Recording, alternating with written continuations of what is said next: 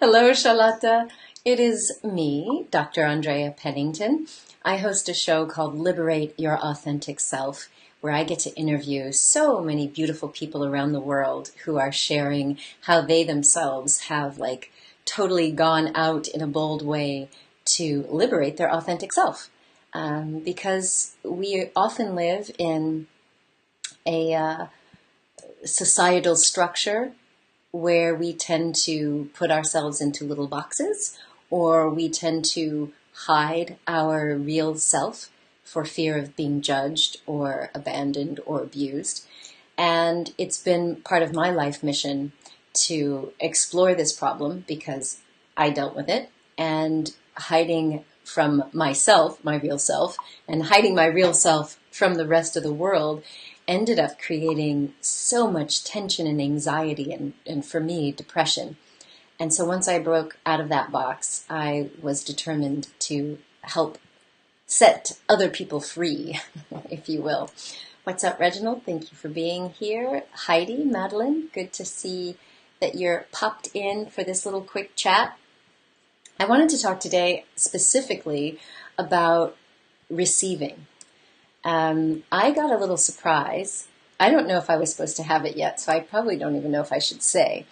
But I got, over the last 2 weeks, or 3 weeks, I have published 3 different books.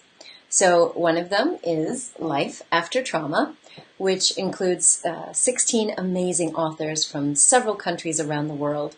Each of them are sharing personal stories of how they've overcome some sort of drama or trauma, and they're thriving today. Not just surviving, they are thriving. And I also published this beautiful book, The Magical Unfolding, by the lovely Helen Rebello, who, when you read about her twisty, windy path towards living her authentic self and really being the bold pixie dust woman that she is today, you'll be surprised. And the book next to that, Magic and Miracles, all of those came out within the last few weeks, and Magic and Miracles has 21 authors. And then this big baby that just released this week, The Ultimate Self-Help Book by Yvette Taylor. It's the Energy Alignment Method book number 1. Can you believe this is only book 1, and look at how huge and thick it is? So congrats to Yvette, who went number 1. So we've had all these books coming out that have topped the charts in the number 2 and number 1 positions. It's been intense, I will admit. When you're working with 30 authors in different countries and different time zones, and some people feeling a little nervous about sharing their stories, it's a very sensitive job, I'll be honest. As a publisher, it's my job, of course, to help produce these beautiful books and get them out there into the world. But as a spiritual teacher, I'm also facilitating this transformational process as people learn to liberate their authentic selves and share it. And so it's been awesome. And thank you, Claire. I'm so glad to know that you've gotten the book. And she says, it's blooming amazing. Okay, that's probably not your accent. Sorry, Claire. And thank you, Alicia, for sharing this broadcast with the world. And yes, Madeline, this topic of receiving, I will be honest, I have not been really good about receiving.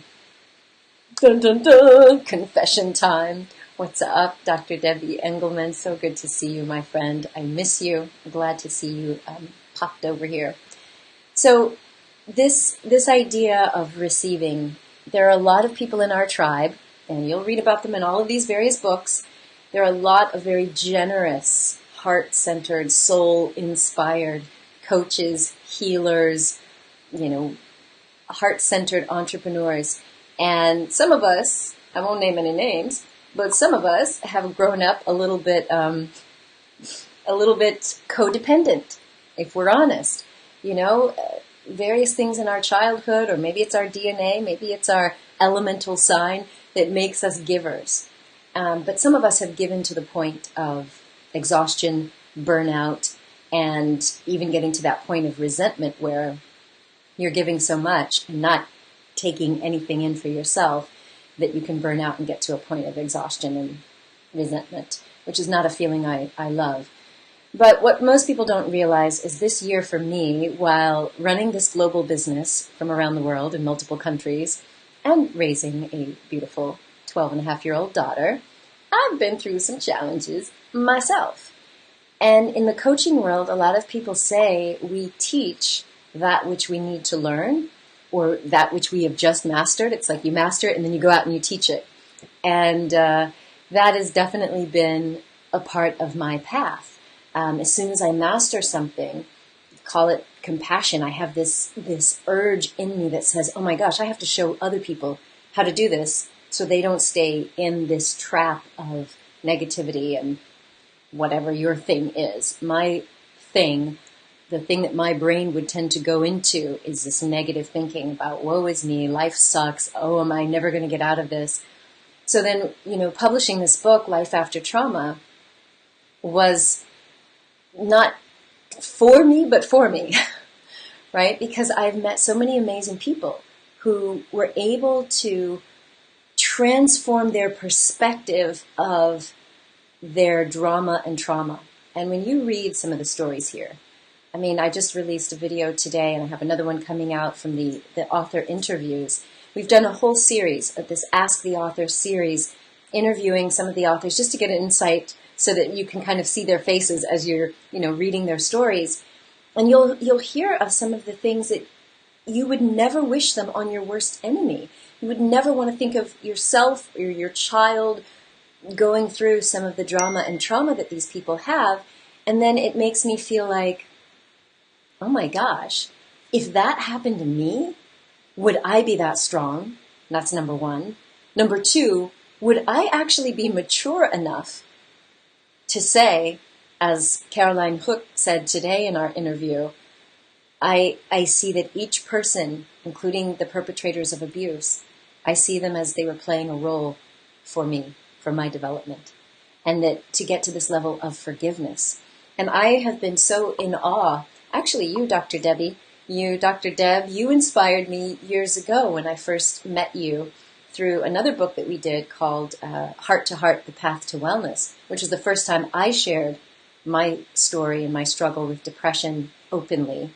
I was guilty of hiding it from the world, trying to put on this perfect mask. But your story, Dr. Deb, and so many others, this idea that if we take a step back, if we truly believe that we are spiritual beings having a human experience, then it means that when we come into this human body, we take on this ego personality. But the ego is not me, even though we call it I. I usually say it's the me-go. It's just a construct. It's this outpouring of the mind to figure out, how do I navigate in this world? We take on a persona. And this ego is really all, it's basically a tool, if you could look at it that way, for us to maintain our survival and interact in social situations. Because if we are truly a soul coming from infinite spirit, love, God, consciousness, source, whatever you want to call that, we come from the infinite. And we are still one with that source, but we drop into this earth form and we go through this amnesia process where we think that we're separate from source. And then we start to, once we separate from our mother, we start to recognize, oh, mommy and I are no longer fused as one. I am this separate being. And that's how this whole ego and personality gets constructed. So if you believe that you are separate from God or source or from all that is, then you do take on this sort of stance of, I've got to protect myself. I've got to go through life with a little sense of, it's me against you, or that kind of energy. But the reality is, it's just a game, if you will. I like to look at it as a game. So I'm going to date myself. I just turned 48 a few weeks ago.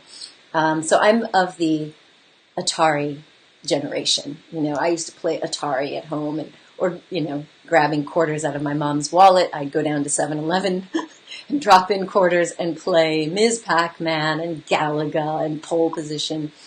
And the thing was, for me, I really see who we are as an outpouring of the divine. It's as if we take on this avatar. So if you were to drop your token in and you get to play Ms. Pac-Man, for that moment, you are Ms. Pac-Man.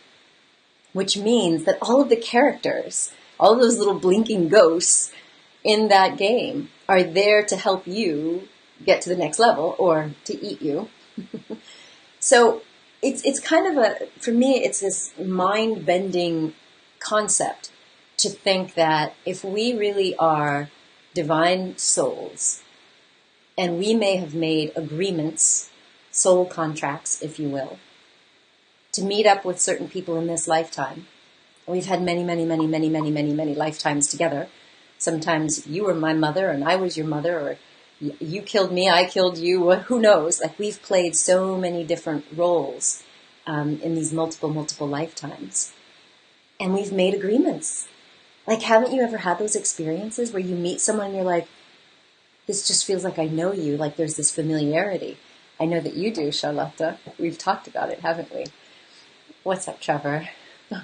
What's up, friends?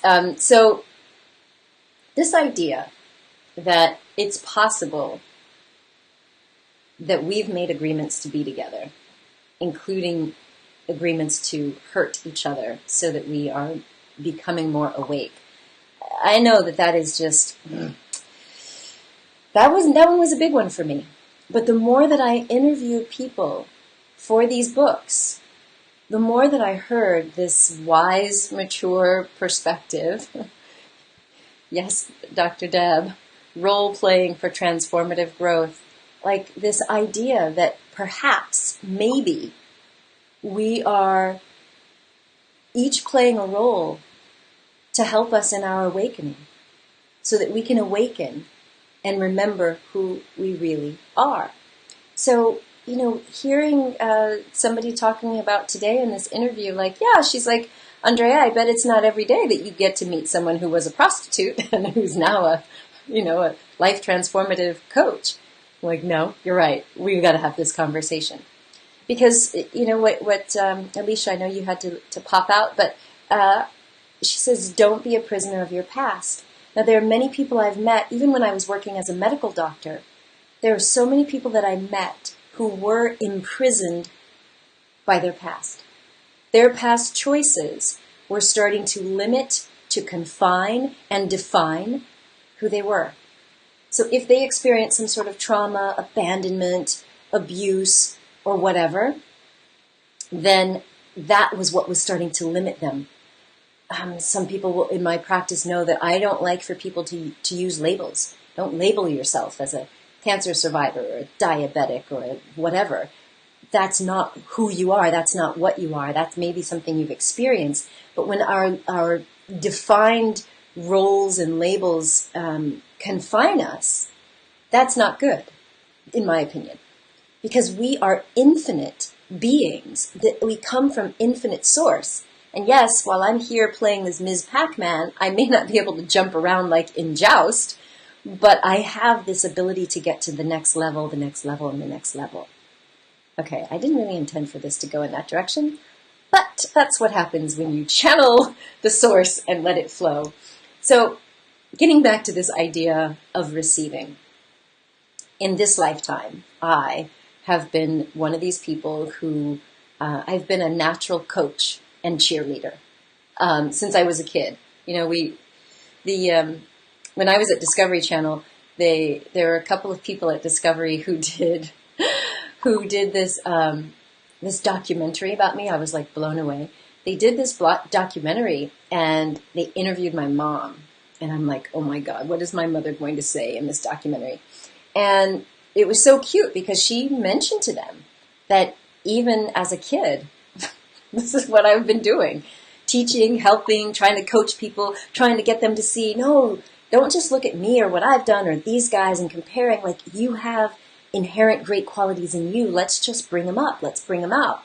Bring them out, And that's been my nature. And I've also found it very difficult to receive help, to receive recognition, to receive praise, mainly because there was a part of me, I don't know what's in my eye, there was a part of me that didn't think you can't rest on your laurels just because you've done something once or done it well. Now, that's not a guarantee for tomorrow. So bragging was never a part of my life. It was just like, nope, you got to keep going on to the next, on to the next. This is the Jay-Z hour, apparently. But it was just about, no, I've got to keep going. I've got to get better. And unfortunately, I was also, before I met Martin Seligman and started studying positive psychology, I was one of those people that would just focus on all the negative.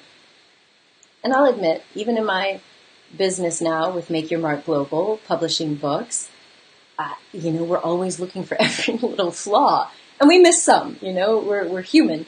But what I have noticed over the last few weeks with these beautiful authors, and I see Margareta Tosi is here, one of our beautiful authors, what I noticed is I was so busy trying to make sure that the projects were getting done right, that all of their stories were being edited and maintaining the energy of what they wanted to transmit, because many of these authors are writing in English for the first time, or it's not their native tongue. So I've been so focused on what's wrong, or what might be missing, that I didn't even receive the blessing of all that we've accomplished with these #1 bestsellers and #2s and da-da-da-da-da. And yeah, that it's been a journey. And it was, I don't know, Margareta, if you were supposed to tell me about that video, but I got this link to a video, and I don't even know if I'm allowed to share it with the world, but it really doesn't matter. The authors in one of our books, or a couple of our books, sent me personal messages of thanks. And I happened to look at my phone, which I don't usually do at night. It was 11 o'clock at night. Margareta and I were texting, and she's like, "Did you see the video?" I'm like, "What video?" I'm like, I'm trying to, produce all these videos on all the authors for this Ask the Author series. I'm like, "What are you talking about?" I click on it, and I just end up crying my eyes out.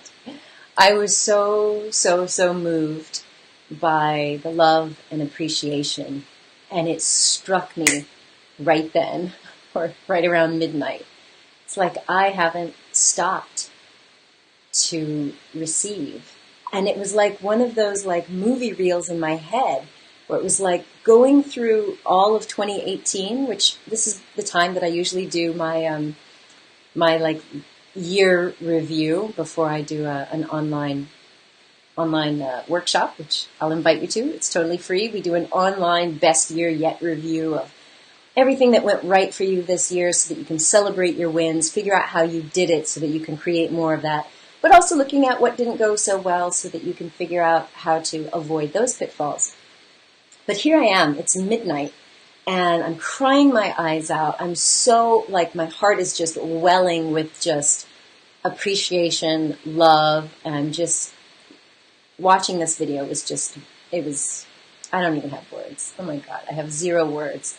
And it hit me. It was like, you're falling into that trap again, Andrea. What is it going to take for you to receive? And I remembered, it's like conversation after conversation kept coming up. It's like, look at how you counseled this person or this client or your kid or yourself. And if we do not learn how to receive, whether that's love, healing, forgiveness, compassion, praise, thanks, if we do not learn how to receive, then it makes it very, very hard for our giving to be authentic. I'm not going to point any fingers. I'm not saying that you can't give, because I've been giving and I feel like it's authentic what I've been giving this year. But there comes a moment, there's this weird balance between giving from your overflow with the intention to just be a blessing, and giving from this sense of obligation or duty. And when it comes to our healing, if you want to tap into this divine healing matrix around us, if you want to tap into the magic and the miracles that are available to each and every one of us, then it means we've got to open our hearts, open our minds, to receive.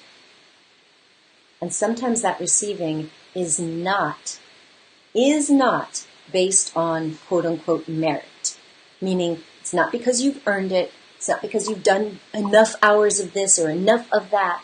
It's about knowing that as a soul living in this human body, there are going to be times of give and take. There are going to be times when you are rocking it, when you got tons of money, tons of energy, tons of positivity, and you just give from your overflow, not expecting anything in return. And the people on that opposite end, they're going to receive it with gratefulness. And there may be times when you're in a valley. It happens. We have this up and down cyclical process of life. There's no judgment there. But there may come a time when you are on the valley and not on the mountain high. And knowing how to humble ourselves and receive is huge. Is this making sense to anybody? Thank you, Trevor, for saying it's important to take time and receive. You are welcome for the reminder. And thank you, Shamini. I'm loving my earrings too. Blinging with love. And yes, Shamini, about receiving money too. Oh my gosh. I mean, I don't know if I can brag about you, but seeing your posts recently about how you just like kicked it into high gear and said, all right, I've been on my sick bed long enough. I'm ready to get out there and get some clients. And I think you mentioned you manifested 10 grand like that. Like there is a whole lot of self-worth that we have to investigate around receiving. And so, one of the things I want you to just explore, try it on, see if it fits, is to see if there is any block in you. Are you waiting to receive when you've been good enough or done enough? Are you putting conditions? That's the bottom line. What are the conditions that you have on yourself for receiving? Just what are they? Do you have any? That's the question. Can you be in the space of unconditional receiving? Because when you read the stories in Life After Trauma, or when you read Yvette's book, Magic and Miracles, The Magical Unfolding, Time to Rise, when you read, these are like 40 authors right there. If you read their stories, you would think, okay, if there's some judge that decides when you deserve blessings and when you don't, then you would think most of us would be in the poorhouse, not getting nothing. But there's this element, you can call it grace, divine love. What is it? But it's, no matter what you want to call it, no matter what word you want to put on it, it's unconditional. And this was the lesson that I had to be reminded of this week. I wish I could say I was completely over it, even knowing and practicing spirituality and all that I do. There came a moment where I was like, I have been putting conditions on myself in order to receive. Like, I'm not worthy unless. So I want you to just bear that in mind for the holiday season. Because this is also a time where I've been hearing from some people that they feel like they haven't done enough or they don't have enough to give.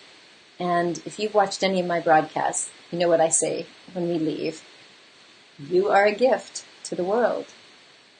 And you don't need to give any physical gifts. Your presence is the gift. And so this idea of being willing to look at yourself, open up your heart and say, am I willing to receive? Because for many times, that's what's blocking your blessing. That is what's blocking your blessing. Not your past deeds. It's the perception and the beliefs that you hold about your past. It's those self-judgments of making yourself feel like, no, I'm not good enough. Yeah. So, thank you for that, Trevor. You say that you thought that the thought used to be, you need to be good enough to receive, but that thought is gone now.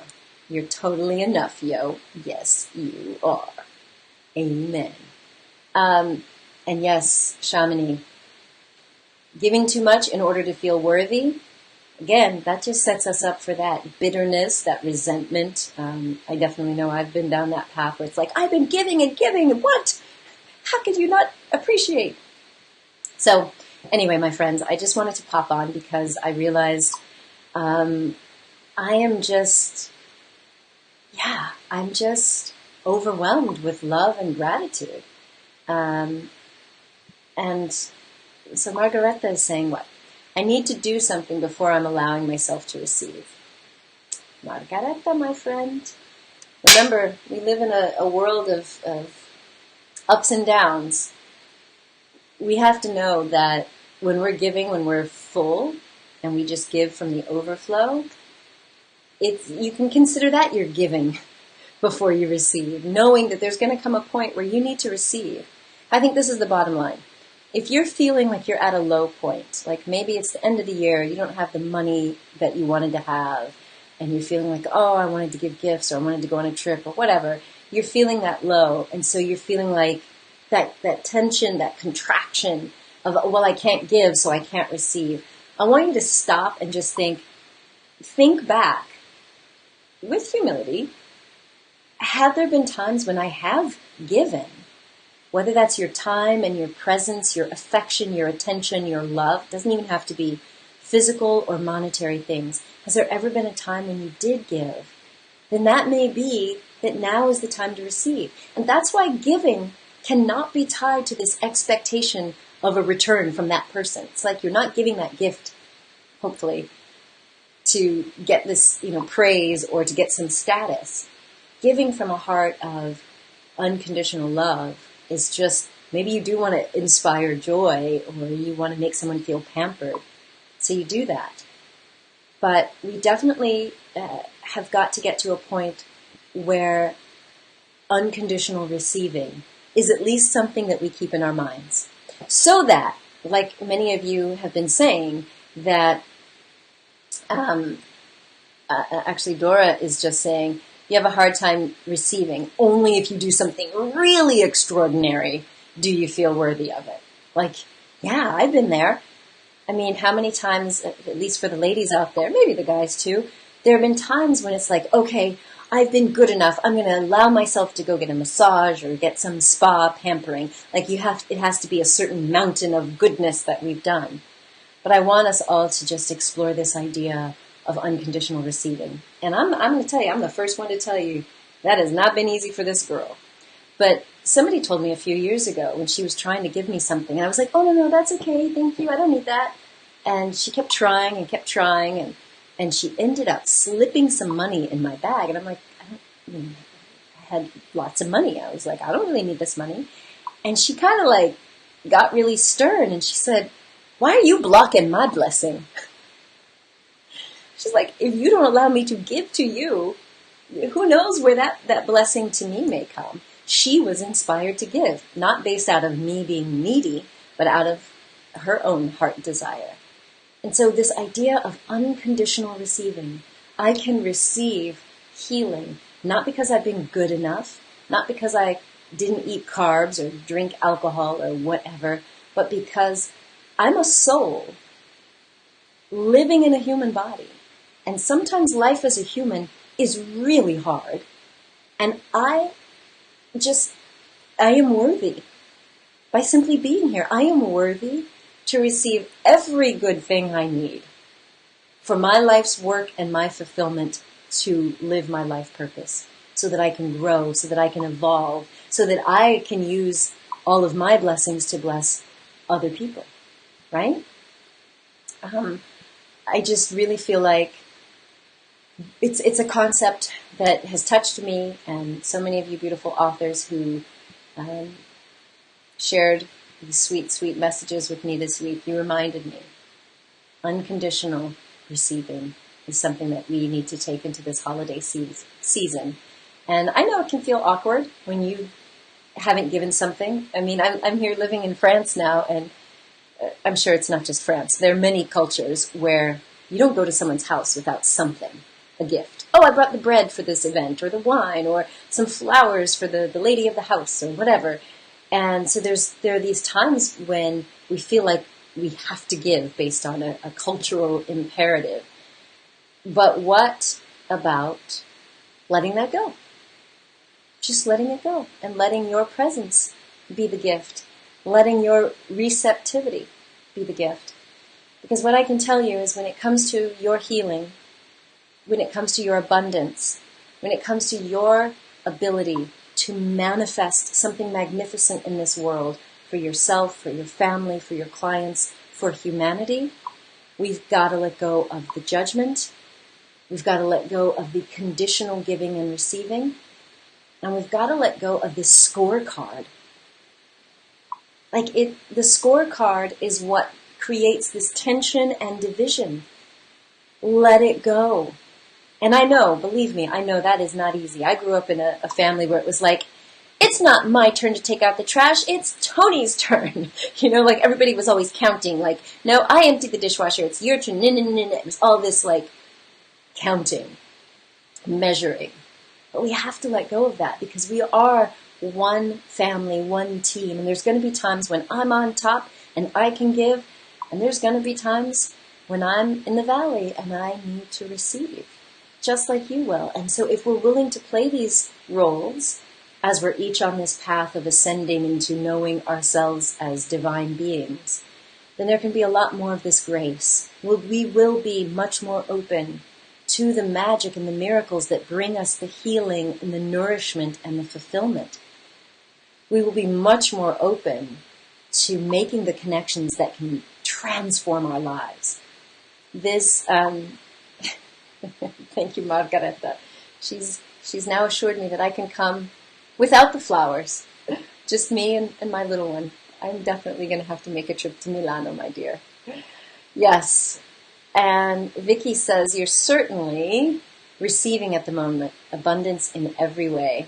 Apart from actual cash, you want to call in more, but you feel that you must be blocking it somehow and getting alignment with my worth and putting a cash value on my services. This one, my friend Vicky, this is something that we deal with a lot in our work because I was sharing this just recently. We did a personal branding event in Denmark this year. And there was a very, very talented, competent coach who said, I feel bad charging 50 euros for my services. And I'm thinking, what? I know the transformations that she's caused in people's lives. And it comes down to this feeling of we're creating some score system, some counting system. And yes, part of that is cultural, part of that is hereditary, depending on what your family beliefs were around money, depending on what women believed they were worthy of receiving versus men in the workplace. It's incredible that some people feel like, oh, I can't charge for my time or my service, even though you're giving incredible value. So I know that we can't fix that today. That wasn't my intention for this live. But yeah, we live in an abundant world. If you were able to get rid of the scorecard system on a transactional basis, like what am I giving to you? What are you giving to me? But instead look at it as this entire life. I mean, in other words, you're looking at it on a karmic level. Karma is all about action and the reaction. The seeds that you sow today are going to bear fruit in the future. So if we get away from thinking that what I give to this person in my time or my service has got to yield right now, and think of it more like a farmer, you're just sowing seeds. Sow them from the ripe heart of love and compassion into this fertile ground of universal soil, knowing that at some point you will reap that harvest. Without thinking about all these little transactions, it'll be much easier for us to say, wow, this client is willing to pay me what I'm worth. Yes, I receive. I receive, I receive, I receive. So anyway, my friends, I hope that this is at least piquing your interest to think about the number of ways that you are a gift to other people, and the number of ways that just being in a receptive mode to receive praise, to receive love, hugs, affection, to receive the healing. Don't block your healing by going into self-judgment and doubt and worry. Like, be open to receive, and then, share about it. If it's a magical miracle thing, then share that, because you're going to be inspiring someone else to believe in their power to manifest miracles and abundance. Just be that miraculous receptor. No, that's not a word. Be this magical being that can receive energy, love, healing, abundance from anywhere and everywhere without conditions, without judgment. Because I know if that happens for you, you're not going to be stingy. You're not going to hold on to it and hoard it. You're going to want to give it. And it's that circular flow of giving and receiving and blessing and being blessed. That's what's going to lead you to be the highest version of yourself possible. That's what's going to allow you to raise the energy and the vibration of who you are to get even more. You'll be even more receptive to these divine insights, to, God consciousness, so that you can be even more amazing to the people around you. So my friends, you just have to know that you are gifts. You are a miracle. In the words of our dear friend Paul Luftenegger, who's in this book, Life After Trauma and Magic and Miracles, you are a miracle.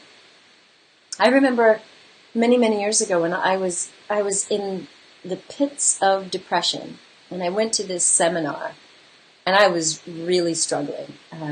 The depression was it was a constant pain in the neck. I woke up feeling like I just didn't have any purpose in life, and I was miserable. And I remember being at this event, and I was telling somebody, actually I was on the microphone, explaining that when my parents got divorced, they got divorced once, and they got back together, and they married again, and I was the product of their reconciliation. Unfortunately, they divorced again. But I remember thinking that for whatever reason, you know how it is as a child in a divorce situation, I just didn't feel loved or like it was my fault, whatever. And this woman came to me with this beautiful, beautiful, thick Persian accent, and she said, "Don't you know that you are a product of love?"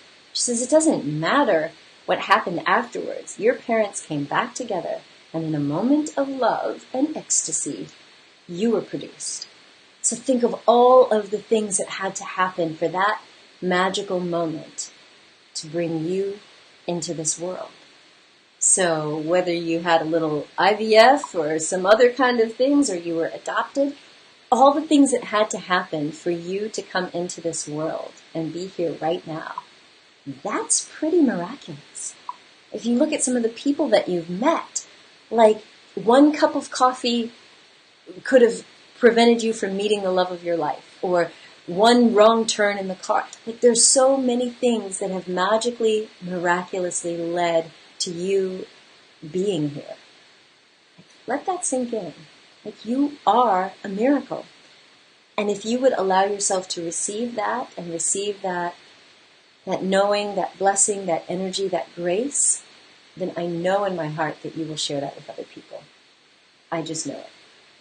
So, my friends, I wish you a wonderful, wonderful rest of this week and holiday season.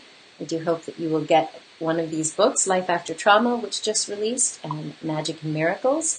All wonderful books. And then this big baby right here, the Ultimate Self-Help Book by Yvette Taylor.